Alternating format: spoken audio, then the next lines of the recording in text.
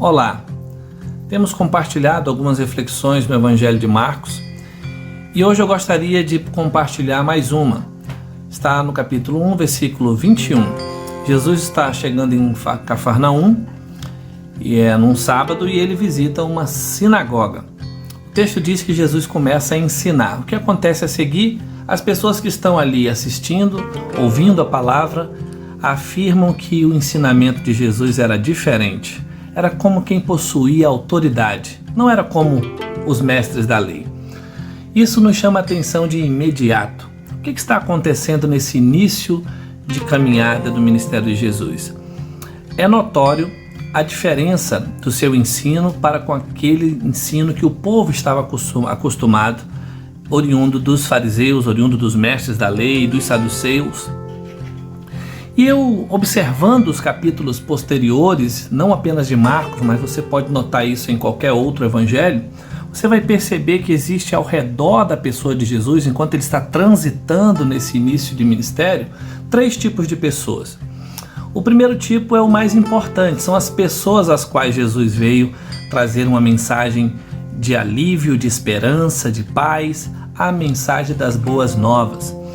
São as pessoas às quais Jesus está tocando, às quais Jesus está curando, está fazendo o bem. Logo a seguir nós temos ao redor de Jesus, como já temos compartilhado, o chamado dos discípulos. Os discípulos são os aprendizes de Jesus. São aqueles que estão caminhando ao redor de Jesus, aprendendo com o Mestre essa nova maneira de ser, essa nova espiritualidade. E nós temos um terceiro grupo, que está sempre se fazendo presente, marcando presença nesses episódios iniciais do Evangelho de Marcos. Os fariseus, aqueles representantes da classe religiosa, aqueles que detêm o status quo da religião e o apreço e a estima do próprio povo. É interessante você notar então que Jesus está sempre acompanhado por esses três grupos. Do início ao fim, todas as histórias, a relação de Jesus, discípulos, pessoas, multidão e a classe religiosa presente. Isso é como se fosse uma espécie de um esquema para nós compreendermos o avanço da mensagem de Jesus. O que é importante deixar claro aqui é que enquanto Jesus está insistentemente querendo fazer o bem às pessoas, o bem aos seus discípulos, o bem a essa multidão, essa torrente humana de pessoas que carrega toda espécie de necessidade, os fariseus estão constantemente antagonizando a obra de Jesus, estão constantemente atrapalhando a obra de Jesus. Isso é um marco.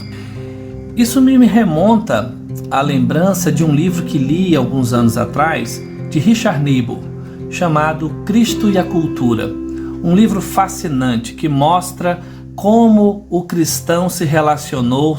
Ele apresenta 5 modelos de relacionamento que o cristão teve com o mundo ao seu redor, com a cultura, com o conhecimento, com as artes, com a ciência e com todo o resto. E antes disso ele apresenta alguns conceitos, alguns conceitos que são verdadeiras rupturas com o entendimento da época, da relação que a igreja possuía com a missão de evangelismo do mundo, de missões no mundo todo.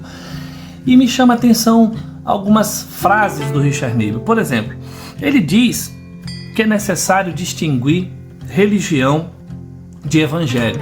Ele define religião como canga, como instrumento de dominação, que serve muito bem aos comerciantes. E ele também define o evangelho como sendo, de modo muito simples, a mensagem de libertação das pessoas em todas as suas dimensões e níveis, de necessidade, de libertação. É necessário então distinguir.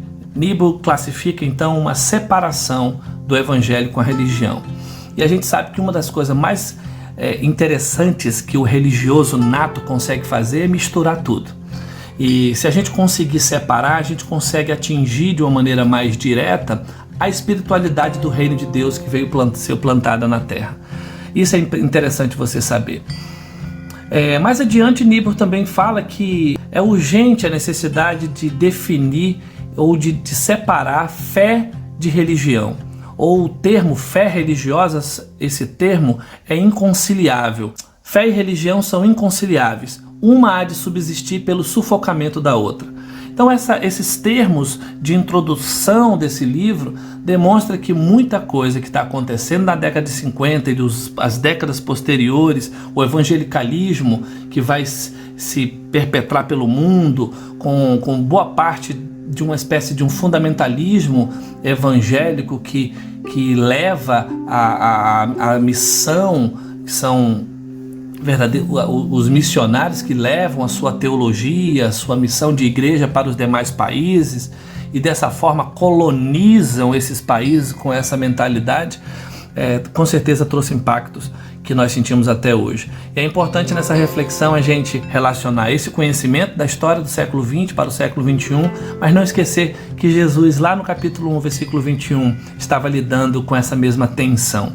Enquanto ele anunciava dentro de uma sinagoga, em um sábado, enquanto ele tocava nas pessoas, enquanto ele libertava as pessoas, estavam ali ao redor pessoas que gerenciavam, eram uma espécie de fiscalizadores da fé, de controladores, que é tudo aquilo que a religião em sua essência é.